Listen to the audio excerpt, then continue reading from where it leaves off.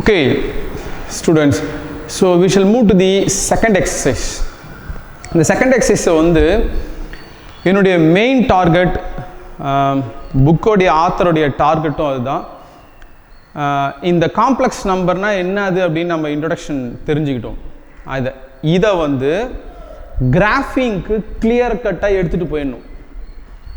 அப்போ தான் complex நம்பருக்கான calculus இது எல்லாத்தையும் உங்கள்கிட்ட இன்ட்ரடியூஸ் பண்ண முடியும்.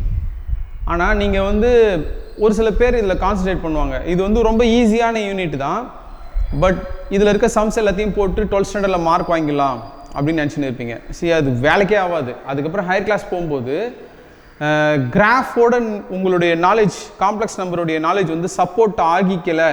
நல்லா கவனிச்சிக்கோத, காம்ப்ளெக்ஸ் நம்பரோடு வந்து கிராஃபு கூட நீ அட்டாச் பண்ணி அப்படி யோசிக்காமல் நீ சம்மா போட முடியும், போட்டு ஃபுல் மார்க் வாங்க முடியும். ஓகேங்களா? போட்டு ஃபுல் மார்க் வாங்க முடியும். சும்மா இசட் இருக்கிறதுல அதை போடு இதை போடுன்னு சொல்லி எப்படியாச்சும் மார்க் வாங்கிட முடியும். ஆனால் நீங்கள் கிராஃபோடு உங்கள் சிந்தனையை ஒத்து போக ஆரம்பிக்கலை அப்படின்னா நீங்கள் ஹையர் கிளாஸில் போய் ஒன்றுமே பண்ண முடியாத மாதிரியான ஒரு சுச்சுவேஷன்ஸ் உருவாகும். அந்த விஷயத்தை புக்கில் கான்சன்ட்ரேட் பண்ணியிருக்காங்க. கிராஃபிக்கல் நாலேஜ் வந்துடணும் அப்படின்ட்டு நானும் அதை ரொம்ப அதிகமாக அதில் ஸ்ட்ரெஸ் பண்ணி நிற்க போகிறேன். So that will make you to think when you are studying in higher class. Okay, இப்போ நம்ம வேற ஒரு விஷயத்தை பேசலாம். Okay, so the number which is of the form x plus I y.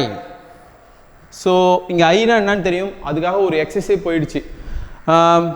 x plus I y அப்படிங்கிற ஃபார்மில் இருக்குது ஒரு காம்ப்ளெக்ஸ் ஒரு நம்பர் இருக்குது அப்படின்னா அந்த நம்பரை தான் நம்ம காம்ப்ளெக்ஸ் நம்பர் அப்படின்னு சொல்கிறோம். So this is the real part of this complex number. Please listen carefully. This is the real part of this complex number. This is the imaginary part of this complex number. So y is the imaginary part of this complex number. So எப்பவுமே ஒரு complex நம்பருக்கு நம்ம z1 z2 அப்படின்னு பேர் கொடுப்போம். So this is the general notation. ஒரு complex நம்பருக்கு z அப்படின்னு நம்ம பேர் கொடுப்போம். Okay, what is the real part? Okay, real part. And what is the imaginary part? Imaginary part of this z, of this z. So I have written a complex number which is in the form of x plus I y. What is the real part of that complex number? What is the imaginary part of that complex number? So this x is called a real part of the complex number. இந்த கலப்பெண்ணின் மெய்ப்பகுதி real part அப்படின்னு நம்ம சொல்லுவோம். இது என்னது அப்படின்னா கற்பனை பகுதி. This is the imaginary part of this complex number. So y is the imaginary part of this complex number. While writing the imaginary part of the complex number, you should not write this I along with that. Keep that in your mind. ஐயை கூட சேர்த்து எழுதக்கூடாது. So this is the imaginary part of this complex number and this is the real part of this complex number. Okay, 2 minus I3. Okay, let me name this complex number as z1. z கீழே ஒரு 1 போட்டுக்கலாம். z1. What is the real part of this complex number? So இதை ஷார்ட்டாக எழுதலாம். re of z1, re of z1, im of z1, im of z1. அப்படின்னா என்ன அர்த்தம்? இப்படி ஷார்ட்டாக எழுத ஆரம்பிச்சிடணும். Real part of z1. What is the real part of this complex number? The real part of this complex number is 2. The imaginary part of this complex number is -3 and I should not write I there. Okay, okay. z2 equal to -3i. So this is also complex number. This is also a complex number. What is the real part of this complex number? What is the real part of this complex number and what is the imaginary part of this complex number z2?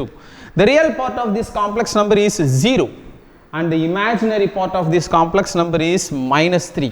So 0 is not there. அது எதுமே இல்லைன்னா நம்ம 0 ன்னு எடுத்துக்கணும். Okay, I will come to another point. z3. Okay, 4 is a complex number. Okay, 4 can be written as 4 plus I0. Here the real part is 4 and the imaginary part is 0. Okay, அதனால தான் நம்ம படிச்ச எல்லா நம்பருமே complex number அப்படின்னு நம்ம சொல்லிரோம். Okay, what is z4 equal to Z4 equal to root 2. This is also a complex number. Of course, it is irrational numbers. This is complex number nu sollala. Ena idu vandu root 2 plus I0 அப்படினு எழுதலாம். So the real part is here root 2 and the imaginary part is 0. Okay. So this is the way to see the complex number. ஒரு complex number பார்த்தா இது real part, இது imaginary part அப்படினு நமக்கு தெரியணும். Okay. இது எப்படி சார் நீங்க கிராஃப் கேட்னு வர போறீங்க?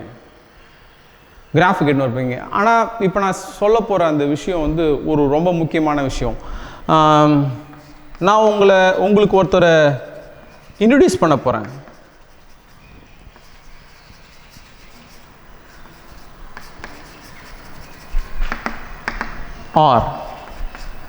Organ plane or a complex plane, இவரை இன்ட்ரடியூஸ் பண்ண போகிறேன் உங்களுக்கு நான். இப்போ நம்ம இவ்வளோ நாள் வரைஞ்சிட்டு இருக்கோம் பாருங்களேன். This is X axis and this is Y axis. When you are studying a real analysis, நம்ம அனாலிட்டிக்கல் ஜியாமெட்ரி, ஸ்ட்ரெயிட் லைன் இதெல்லாம் படிச்சிருக்கோம் இல்லைங்களா? ஸ்ட்ரெயிட் லைன் படிச்சிருக்கோம், pair of straight lines last year படிச்சிருக்கோம். அது எல்லாமே வந்து இந்த இடத்துல வரைஞ்சது. இந்த பிளேனுக்கு பேர் வந்து கார்ட்டீசியன் பிளேன் அப்படின்னு நம்ம சொல்லுவோம். இதை வந்து எக்ஸ்ஒய் பிளேன் அப்படின்னு சொல்லலாம், எக்ஸ்ஒய் பிளேன்னு சொல்லலாம், கார்ட்டீசியன் பிளேன் அப்படின்னு சொல்லலாம். ஆனால் நான் இப்போ என்ன செய்ய போகிறேன்னா, இந்த ஆர்கன் பிளேன் இது எங்கே இருக்குது? இதுக்கு இன்னொரு பிளேன் வந்து காம்ப்ளெக்ஸ் பிளேன். இந்த பிளேனில் தான் நம்ம இந்த நம்பர்ஸ் எல்லாத்தையும் கிராஃபிங் பண்ண போகிறோம். இந்த நம்பர்ஸ் எல்லாத்தையும் கிராஃபிங் பண்ண போகிறோம். இந்த பிளேன் எங்கே இருக்குது? Okay, so please listen.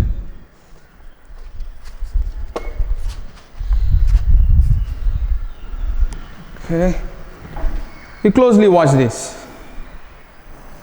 So this is x axis and this is y axis. இதுதான் இம்மானால் நம்ம, so இதுதான் real axis. This is the real axis. This is the real axis and this is the y axis. இதில் தான் நம்ம இம்மானால் என்ன செஞ்சுட்டு இருந்தோம்? Graph பண்ணிட்டு இருந்தோம்.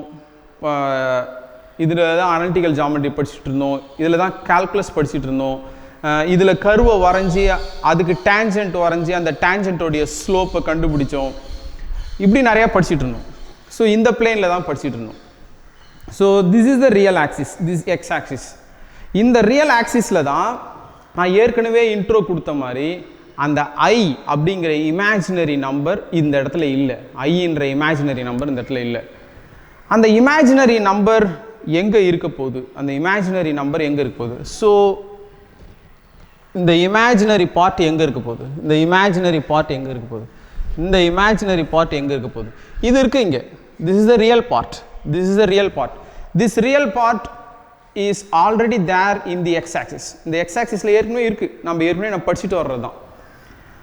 ஸோ இப்போ நம்ம என்ன செய்யலாம் அப்படின்னா, see, I am going to do one thing.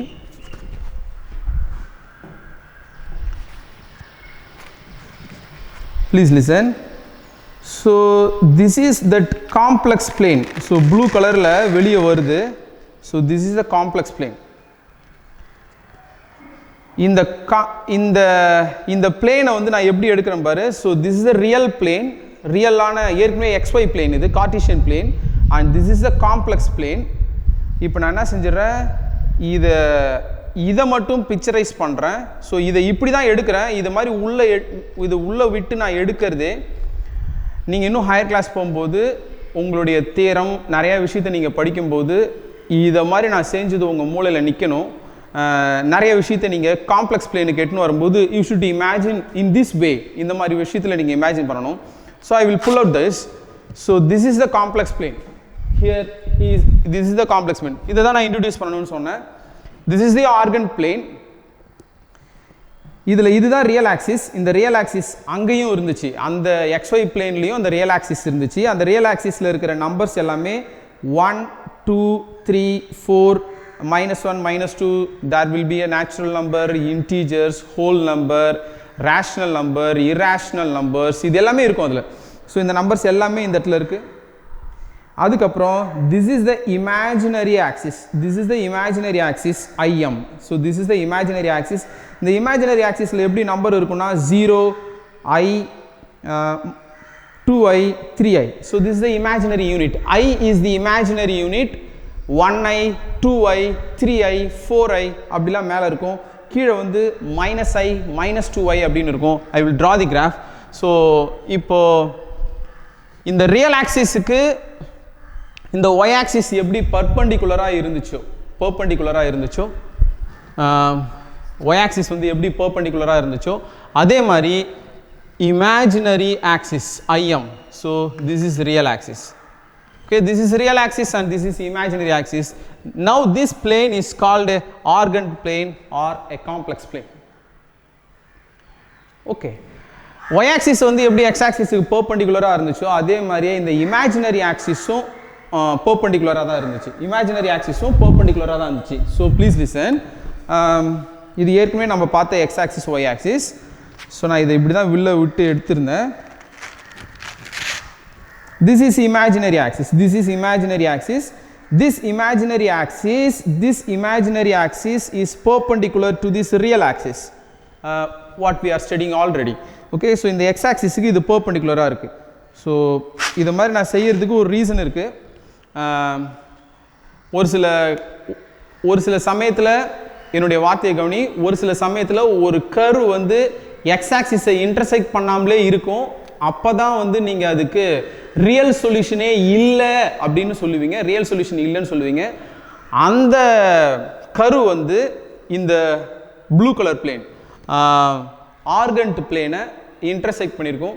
அந்த அளவுக்கு ஒரு எக்ஸ்ட்ராடினரியான கிராஃப் நாலேஜுக்கு இப்பயே நம்ம போக முடியாது, போகவும் தேவையில்லாது. ஏன்னா இப்போ காம்ப்ளெக்ஸ் நம்பரை பற்றி நம்ம இன்னும் அடிஷன் பண்ணவே தெரியாது நம்மளுக்கு complex number. So this is the organ plane. So this is real axis and imaginary axis. Okay, we will see in the next class. Thank you.